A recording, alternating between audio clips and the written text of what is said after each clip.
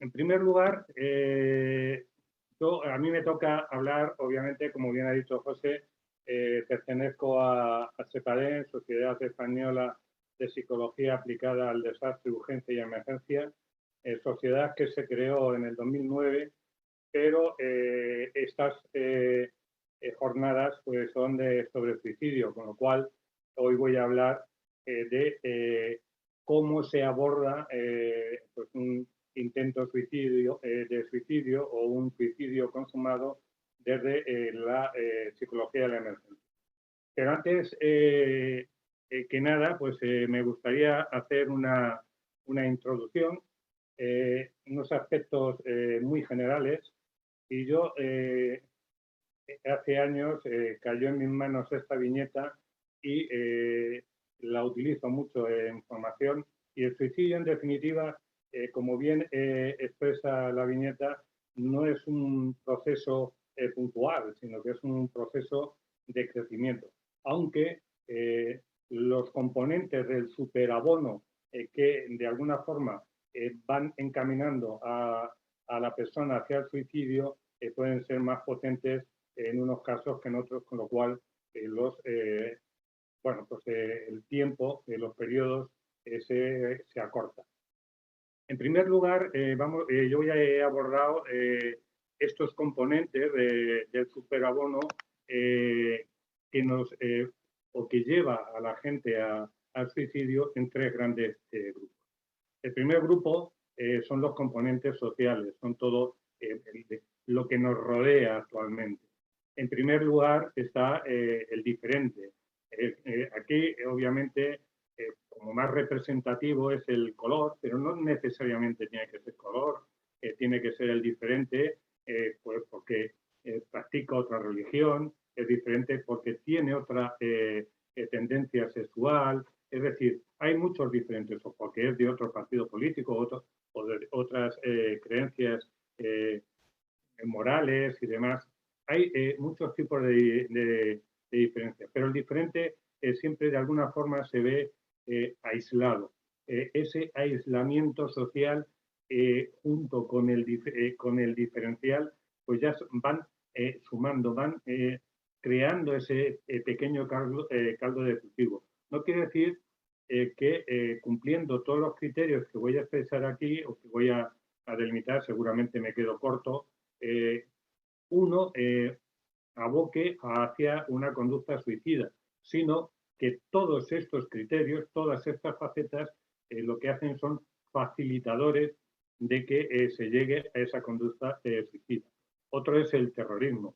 Es el terrorismo, en definitiva, al buscar víctimas de forma indiscriminada, pues lo que produce en las personas es pues la vulnerabilidad. Y esa vulnerabilidad y esa crudeza pues también pueden de alguna forma llevarnos hacia una conducta suicida. Los conflictos bélicos. Esta es una foto reciente de Kabul, en la cual se ven reportajes en los cuales las personas en su desesperación se agarran a las ruedas del avión y después se van viendo cuando el avión despega cómo se caen.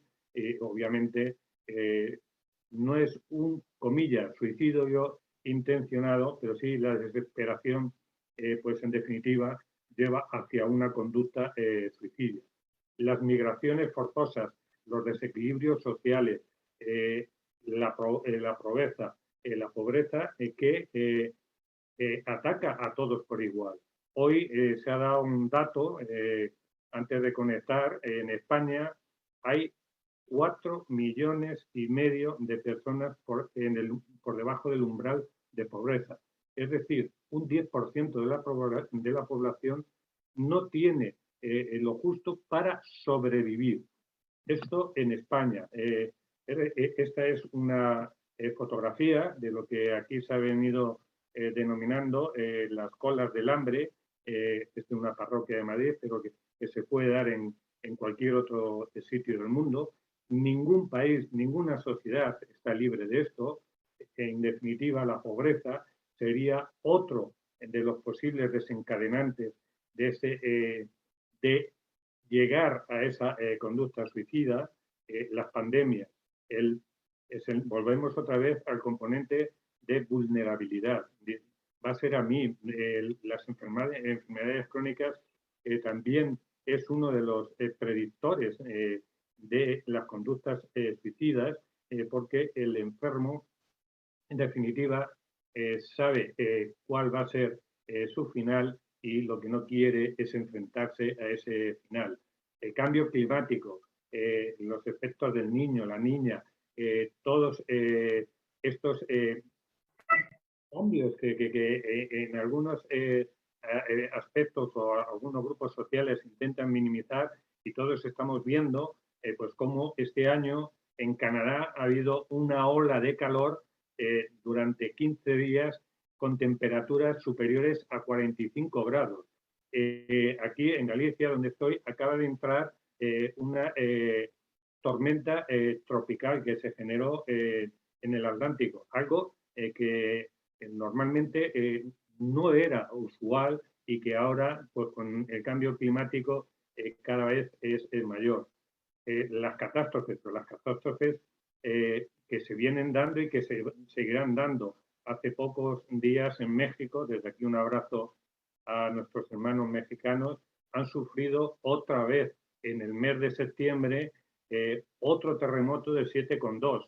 Ya en el 2017 tuvieron uno de 9 y en el 1985 tuvieron otro de 9,2. O sea que el mes de septiembre parece que se ceba especialmente en México con el tema de los terremotos. Otro aspecto fundamental que no le damos importancia es la tolerancia a estímulos negativos. La tolerancia no como en su sentido estricto gramatical, sino como fenómeno psicológico sacado de las adicciones, que es aquel punto de que llegamos por exposición a ese estímulo negativo a verlo, a normalizarlo, a verlo como algo normal. Todos los telediarios, normalmente coinciden o con la comida o con la cena. Y estamos comiendo y vemos pues el desalojo o el intento de huida de Kabul, o estamos viendo un atentado. Al final, lo que estamos es generalizando y creando tolerancia a esa estimulación negativa. Es decir, en definitiva, lo que estamos creando es indiferencia. Llegamos a un nivel tal que como hemos estado expuestos en una situación controlada y en una situación, comillas, placentera, como es la hora de la comida, pues al final normalizamos lo que no debiéramos de normalizar. Pero también hay otro tipo de componentes en este superabono, que son los componentes grupales. El primero es la imitación. La imitación aquí en concreto es de una conducta violenta, pero puede ser la imitación de intolerancia, la imitación de indiferencia, es decir, todo aquello que el grupo, y cuando nos relacionamos con el grupo, perdemos parcelas de nuestra identidad, de nuestra personalidad, y lo que hacemos es asumir la idea general del grupo. La violencia en sí ya es otro de los posibles componentes de este abono.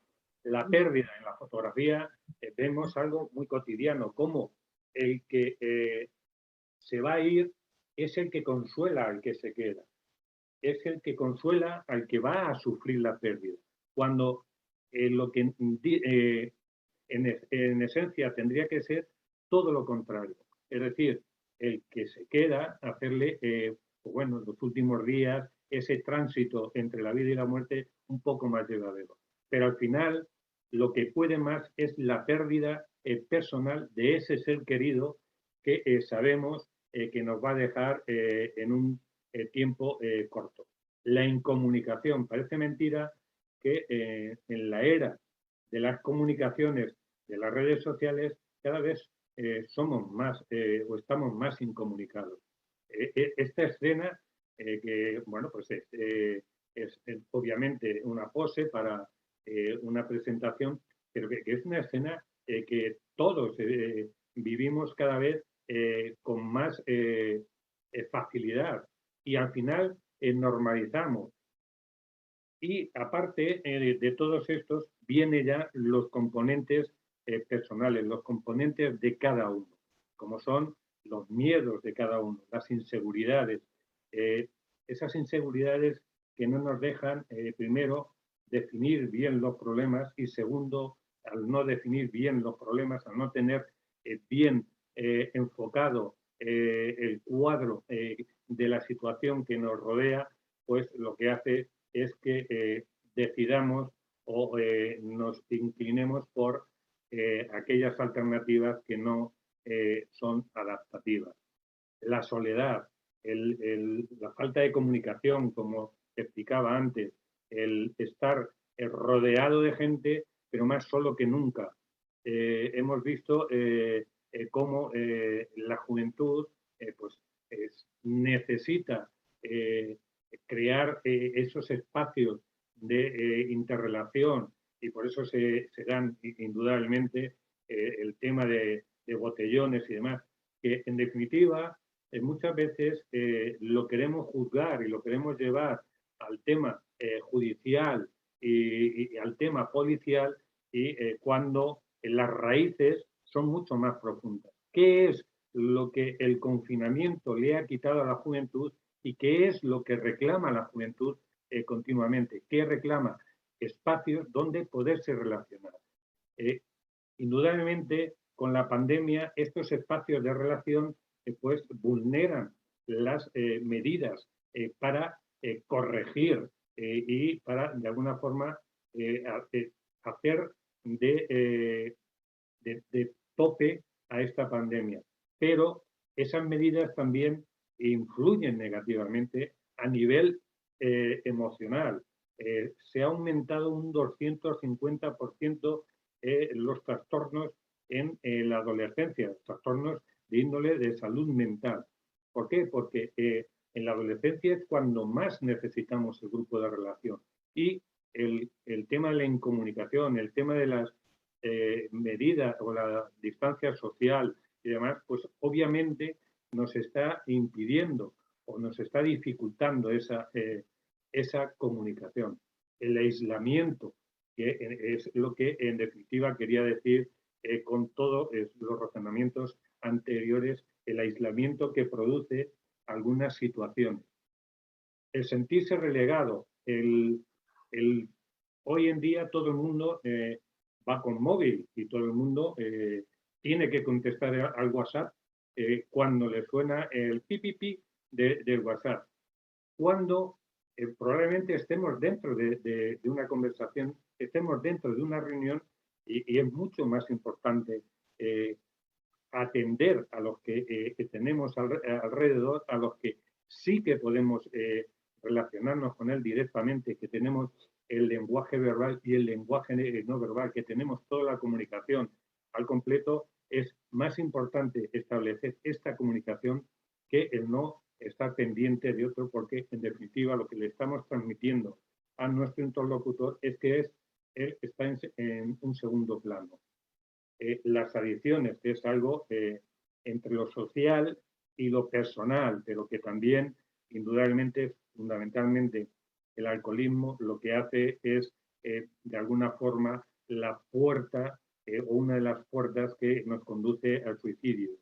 En definitiva, la falta de horizontes que lo que conlleva es a la desesperanza. Aunque la desesperanza la tengamos ahí, el final del túnel, la salida del túnel la tengamos ahí, pero es tal en la negación que tenemos de la situación que la persona que va a intentar una conducta suicida, o que tiene programada una conducta suicida, no ve esa señal, no ve el final del túnel, no ve la luz al final del túnel. ¿Cómo se combate todo esto?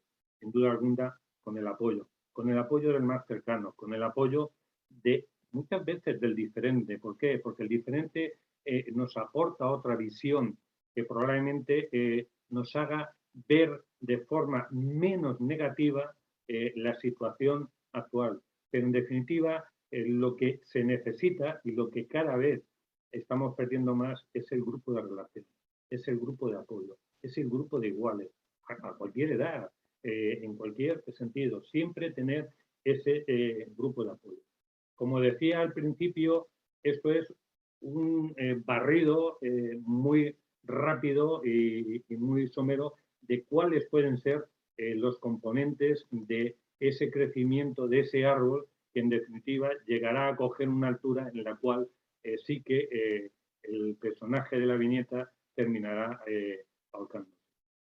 En un segundo plano, bueno, en un segundo, no en un segundo plano, sino en una segunda parte de la presentación, ya sí que me voy a dirigir más específicamente a lo que es el suicidio dentro del abordaje en emergencia.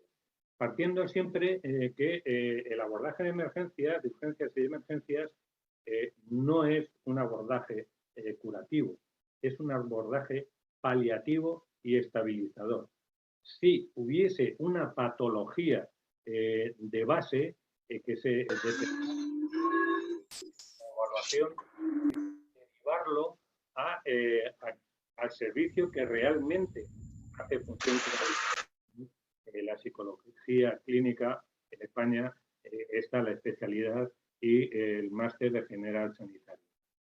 Pero como normas generales, tenemos que tener claro cuáles son, de alguna forma, la pirámide de todo el constructo suicidio. Tenemos lo primero, que son los gestos suicidas, que esto es, pues bueno, esto que muchas veces en un momento de desesperación dices, oh, si no estuviera yo aquí, si me hubiese muerto, no lo pensamos, pero sí que es un gesto y que a base de repetirlo puede pasar de gesto a ideación.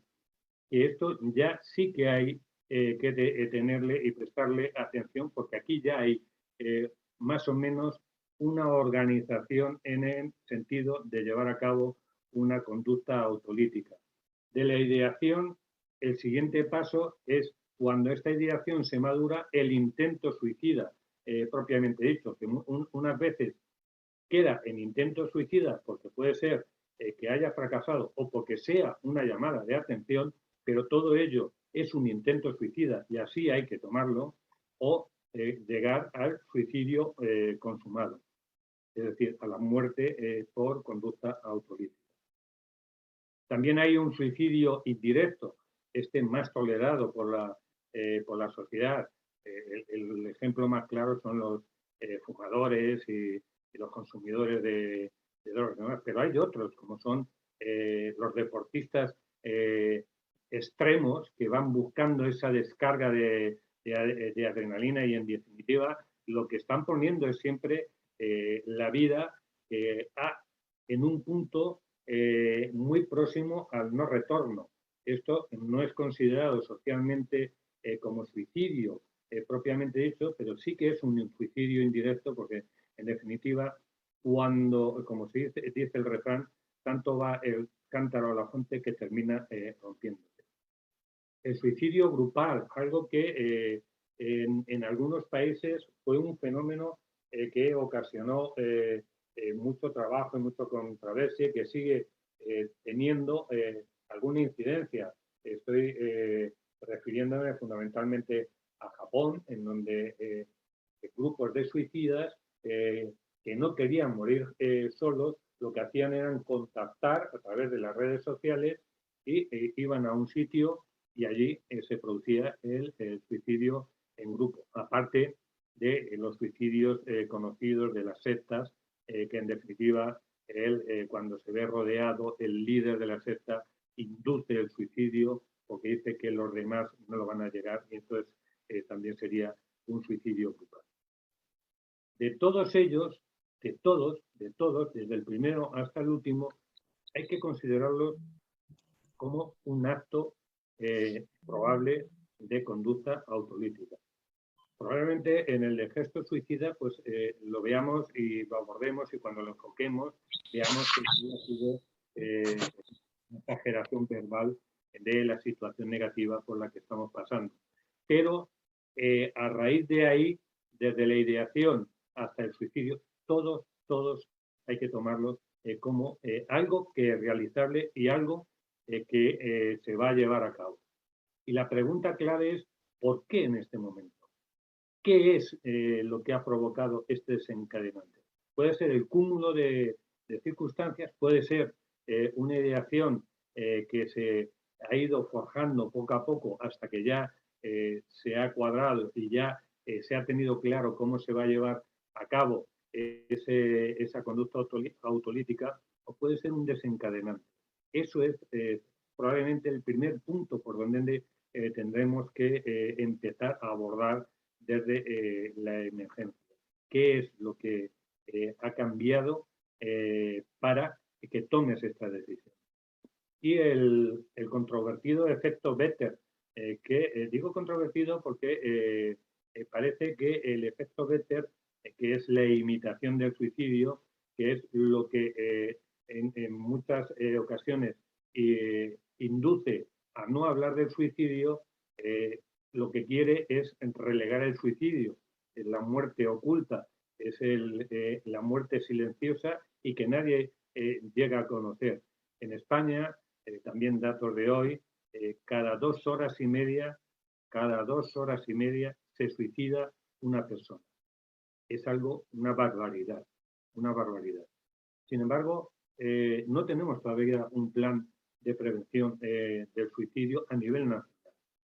Y el hablar del suicidio no provoca suicidio. Pero hay que saber cómo tratar el tema. No se puede hablar de cualquier forma.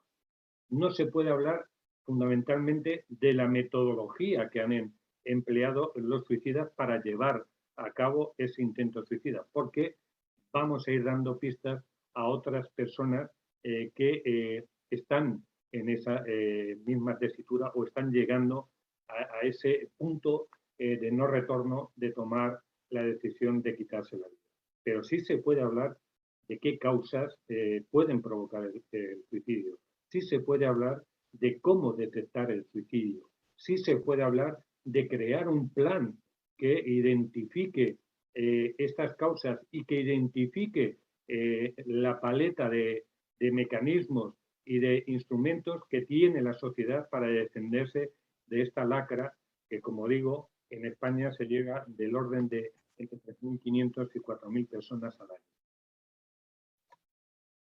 ¿Qué ideas, fuerzas podemos conseguir o debemos tener en este tema? Primero, ¿qué es lo que tengo que hacer? ¿O cómo tengo que actuar? Pues primero, ofrecerle a la persona que está a punto de llevar a cabo una conducta autolítica o que está en curso de una conducta autolítica, ofrecerle un marco de escucha y comprensión.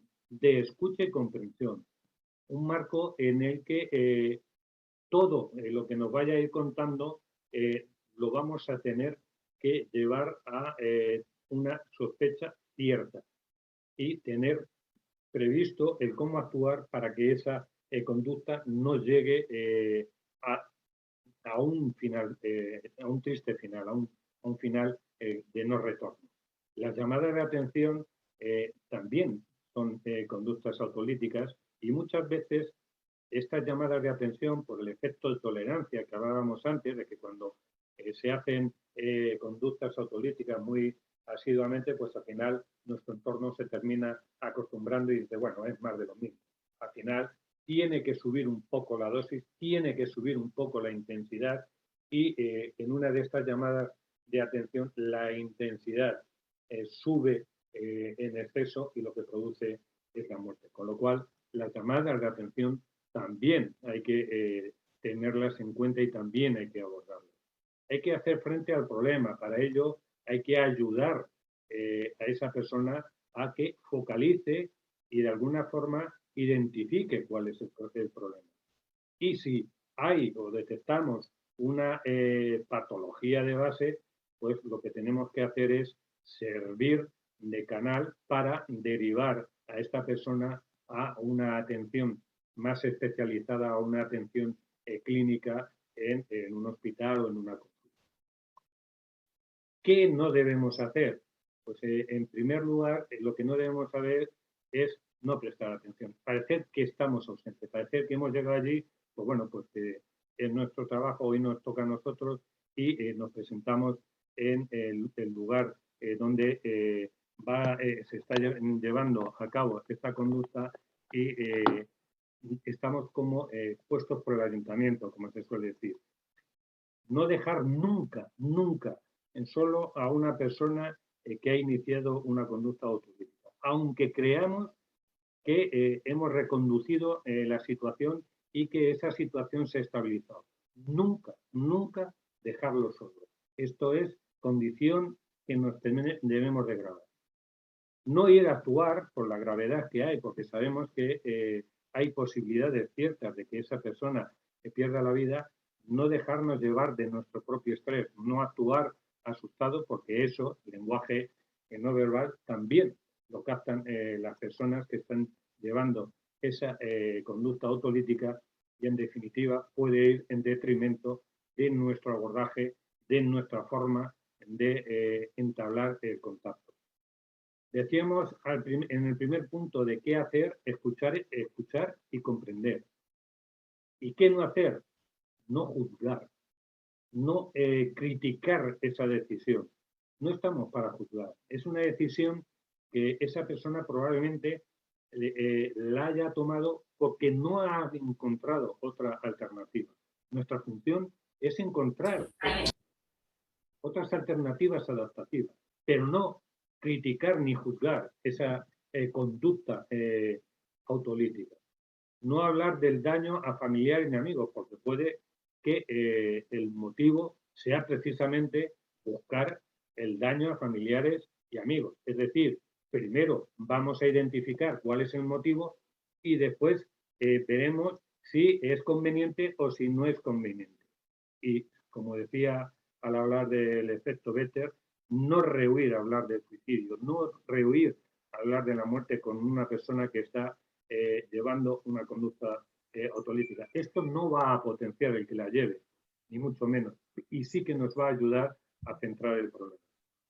¿En qué se basaría en la primera ayuda psicológica? Pues primero en informar, obviamente nos tenemos que presentar cuáles son nuestras intenciones, qué es lo que nosotros podemos ofrecerle, hacer una evaluación continuada, rápida, pero que va a ser una evaluación continuada durante toda la intervención, hasta definir el problema. Y después de definir el problema, tendremos que seguir evaluando para ver si esa definición es correcta o no y si las alternativas que estamos proponiendo son adecuadas o no. Valorar el problema, lo que he dicho ya, definir el problema, ¿para qué? Para que una vez definido el problema, poder crear alternativas de solución, que no sea la solución de quitarse en medio, de quitarse la vida, sino crear otras alternativas más adaptativas. Crear acciones concretas. La primera debe ser muy cortita, muy fácil de llevar. ¿Para qué? Para ganarnos la confianza. Tenemos que ir subiendo en graduación de dificultad aquellas alternativas o aquellas acciones que le vayamos proponiendo a esta persona. Y, sin duda alguna, ofrecerle seguimiento y hacer un seguimiento para ver cómo va evolucionando esta persona hasta que esta persona sea tratada a nivel de clínica o de hospital. ¿Cómo acercarse? Primero, el acercamiento físico tiene que ser progresivo y cauteloso, porque si queremos acercarnos a él, por ejemplo, en un precipitado que está en un puente y demás, y vamos muy rápido, lo que vamos a provocar es precisamente que tome la iniciativa y que se lance al vacío. Es decir, nos tenemos que quedar a una distancia prudencial y ir acercándonos, consensuando este acercamiento con la persona, para que la persona se vea como el que lleva realmente la intervención. Es decir, los tiempos los marca la persona. Nosotros vamos ofreciendo alternativas. Alejar todos los objetos peligrosos que encontremos a su alrededor. Como decía anteriormente, si hay personas, familiares, amigos, alejarlos. Alejarlos hasta que seamos conscientes de que esas personas son facilitadoras o todo lo contrario. Lo que hacen es que empujar hacia el suicidio. Utilizar, como siempre en emergencias, frases cortas, porque normalmente cuando actuamos en emergencias, las personas con las que intervenimos tienen su función cognitiva muy mermada por el propio estrés de la situación, con lo cual hay que darle órdenes muy concretas, muy cortitas y que sean fácil de asumir. No admitáis, volvemos otra vez a lo del juicio, que ya lo hemos dicho antes, no estamos allí para criticarle, no estamos allí para juzgarle.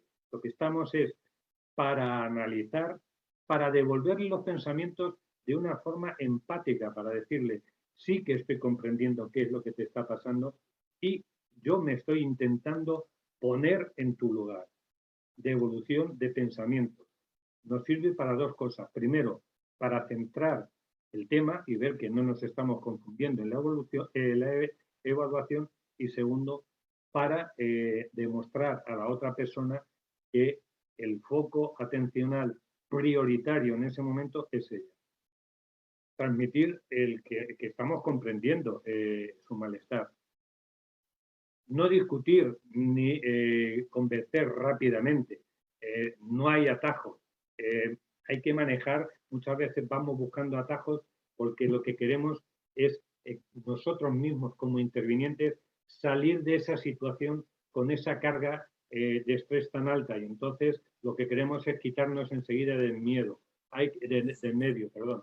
Hay que manejar este estrés personal y hay que saberlo manejar para seguir allí interviniendo. En una intervención de suicidio no hay límites. El límite temporal es cuando esa persona está o bien estabilizada o bien ya está en manos de otro servicio clínico, de ese servicio más especializado, que es el que toma las riendas.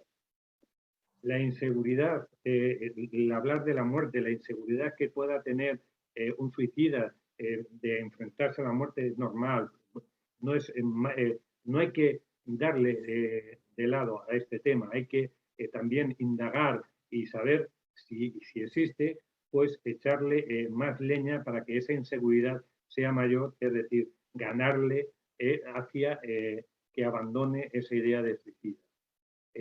Es una decisión importante, esto sí que hay que decirlo, que puede esperar, que una vez que se toma ya no tiene vuelta atrás, pero que si la aplazas, tienes todavía la oportunidad, pero puedes valorar otras alternativas.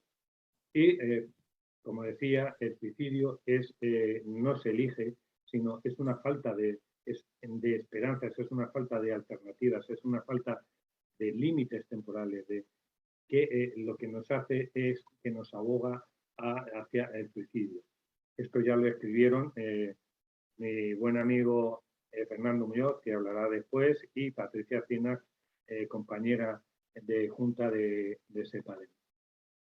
Después, la exploración. ¿Cómo se hace? Primero, explorar qué es el precipitante, por qué ahora, lo que decíamos al inicio, ¿por qué ahora? ¿Por qué, qué es lo que ha desencadenado el que tengas esta idea? El plan de suicidio. Cuanto más elaborado esté ese plan de suicidio, más grave y menos posibilidades y menos tiempo de combatirle tenemos nosotros. La idea autolítica ya ha enraizado de tal forma que va a ser difícil combatirla. No imposible, pero sí difícil. ¿Cómo está esa persona de capacidad? ¿Qué capacidad tiene para resolver problemas? Hay que ayudarle a identificar esos problemas. Probablemente haya sobredimensionado esos problemas. Entonces, hay que objetivizar esos problemas para en que se puedan abordar.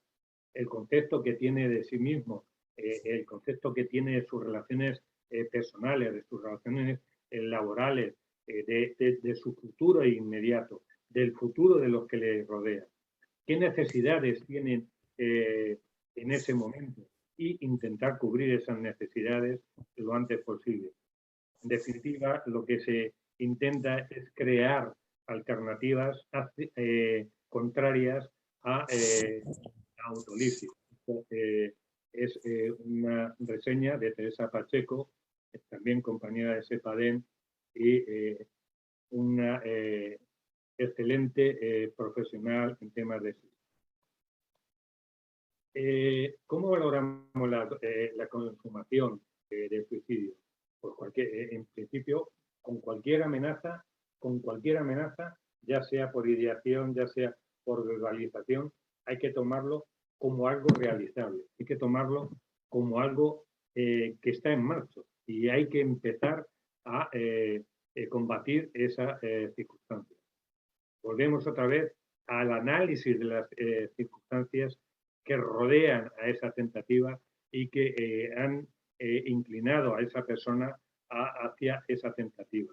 El estado psicopatológico, si hay alguna patología de base que puede ser el desencadenante de esta situación y que indudablemente requeriría pues el abordaje desde un aspecto más psiquiátrico y no tanto psicológico con el empleo de fármacos y demás. La intencionalidad, ¿qué grado tiene de intención? ¿Cómo lo manifiesta?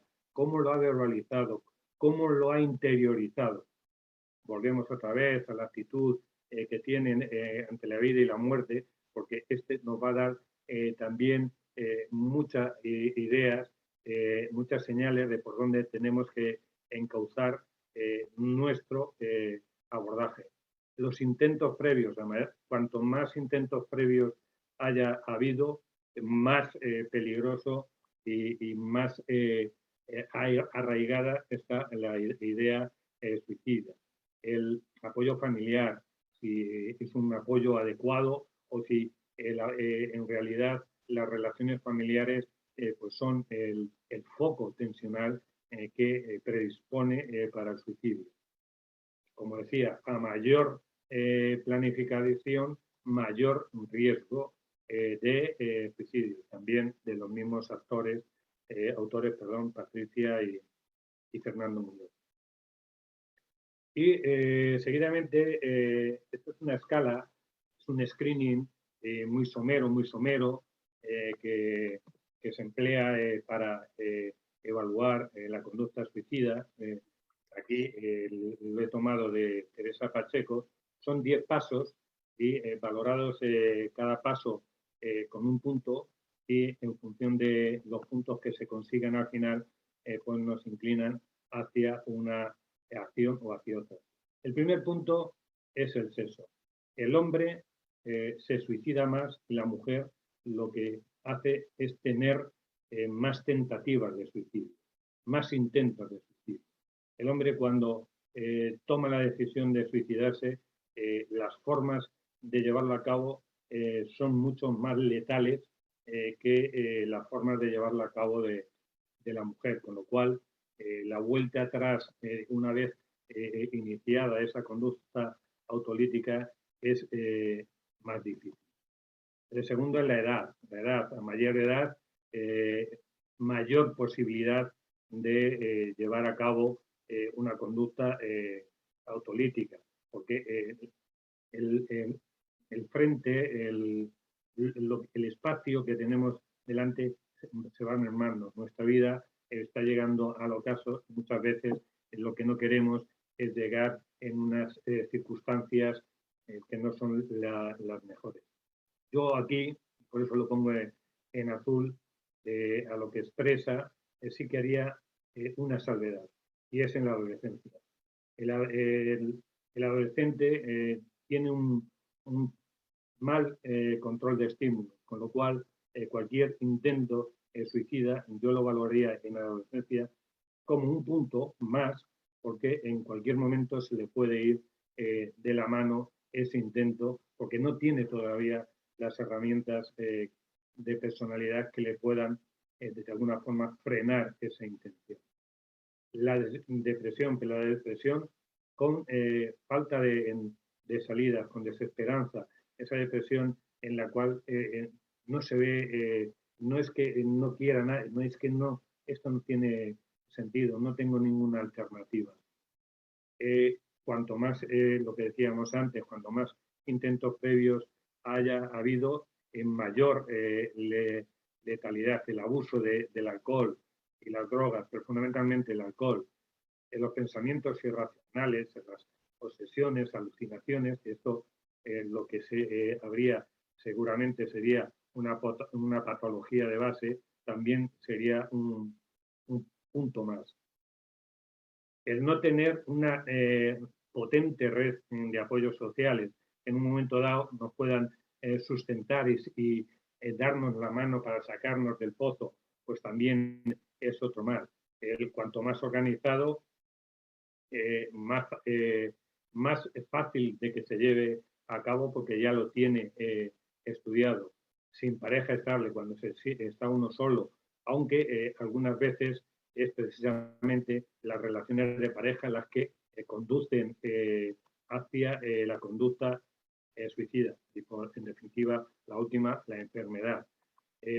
¿Cómo se valora? Pues de 0 a 2 hay poco riesgo, sería un seguimiento liviano. De 3 a 4 ya seguiría un seguimiento ya exponiéndoselo de cada cierto tiempo y hasta que llegara a un especialista, y a partir de 5 pues había que considerar la hospitalización, y de 7 en adelante ya sería directamente la hospitalización, es lo que tendríamos que asumir. La prevención, pues las estrategias de prevención tienen que ser, como todo en emergencias, lo más próximo a la ocurrencia de esa conducta suicida. Identificar las emociones, identificar todos esos sentimientos y ponerle nombres, ponerle en un cuadro, de alguna forma definirlo para que no eso favorezca que haga unas condiciones, unos razonamientos adaptativos de esa situación y le aleje de la conducta de suicidio. Evaluar el riesgo de imitación, si ha habido antecedentes o si hay en su ámbito cercano algún incidente o alguna acción de suicidio, o ha habido algún suicidio que ha salido en los medios recientemente. Factores de riesgo y protección, como siempre, valorar qué es lo que le infunde a llevar esa conducta y qué es lo que de alguna forma podría servir de barrera. Ayudar a la familia a reconocer el suicidio y qué es lo que estuvo detrás. Favorecer la aceptación de lo ocurrido en la familia. Eso se hace ya en la posvención para que la familia de alguna forma racionalice y no esté después todo el tiempo y cómo no me di cuenta, porque en definitiva el único responsable es el que toma la conducta suicida, por muchas señales que nos haya dado y demás. El suicidio es un acto voluntario, es algo que de alguna forma lo toma la persona, aunque esté abocado por una situación de indefensión, de falta de horizontes próximos que le hacen llevar a esto. Informar a la familia sobre el proceso de duelo, cuáles son las fases, qué es lo que puede ocurrir, para que cuando se vayan presentando esos efectos del duelo, pues lo tengan encuadrado y de alguna forma sepan, dice, bueno, esto ya me lo dijeron. Y evaluar los recursos de apoyo a los sobrevivientes para sobre todo en las primeras épocas, después del acto consumado del suicidio, se sientan arropadas. Y ya para terminar, yo creo que sí que dejo 10 minutos para preguntas, fijar ideas. ¿Qué me gustaría que hubiese quedado de esta hora de charla? Primero, que la prevención se centra fundamentalmente en una detección precoz.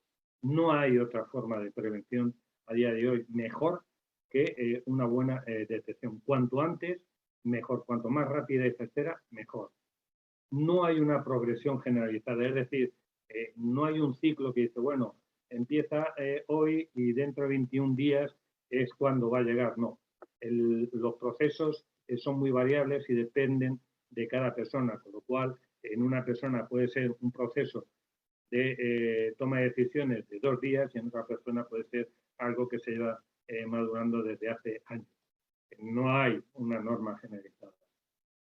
No todos los suicidios parten de una patología previa. La mayoría, por el contrario, lo que parten es de una falta de enfermedad. Lo que parten es, como decíamos, de una falta de esperanzas en el futuro, de una falta de horizontes en el futuro, que es lo que encadena o que desemboca en el suicidio. Normalmente hay señales de advertencia que, como decimos aquí, a toro pasado todo el mundo es manolete, es decir, todo el mundo es buen torero. Cuando ya ha ocurrido es cuando empezamos a darle vueltas y analizamos y nos damos cuenta de las señales previas, pero en una relación normal esas señales pueden pasar desapercibidas. Cualquier intento, lo que he dicho ya, cualquier intento se debe considerar como un intento realizable. El acercamiento, hay que ser muy cauteloso en el acercamiento físico sobre todo y avanzar sobre etapas que ya están consolidadas. Hablar sobre el suicidio no incita a cometerlo, eso es uno de los mitos, pero sí que hay que cuidar de qué se habla, cómo se habla, para no fomentar el suicidio, porque muchas veces cuando no se establece una buena comunicación sí que puede salir el efecto Better y puede haber un efecto de imitación. No dejar, esto lo he dicho a lo largo de la presentación, no dejar nunca sola a una persona que ha llevado a cabo una conducta autoritaria. Nunca, siempre tiene que haber otra persona con ella. La familia, como ya comentamos, puede ser contenedora o facilitadora, es decir, puede ser una barrera útil para que no lleve a cabo esa conducta o puede ser la que ha desencadenado esa conducta. Esto es lo que opinaban Patricia y Fernando, y yo he añadido 2 puntos más. Una mejoría no indica despreocupación, es decir, que ya ha pasado lo peor, sino que una mejoría lo que nos puede indicar es que se ha tomado ya la decisión y entonces ya no tiene estrés, ya va a poner fin a esos problemas como tiene ya la decisión tomada de llevar a cabo esa conducta autolítica, se relaja y nos da o nos manifiesta una tranquilidad que no es real. Y sobre todo para intervinientes y sobrevivientes, el único responsable del suicidio es la propia persona que se suicida. A los intervinientes nos hace mucho daño intervenir y que se nos vaya una persona en un acto de suicidio. Pero tenemos que llegar asumiendo de que eso es posible y que es posible en muchas ocasiones. Muchas gracias y me pongo a vuestra disposición.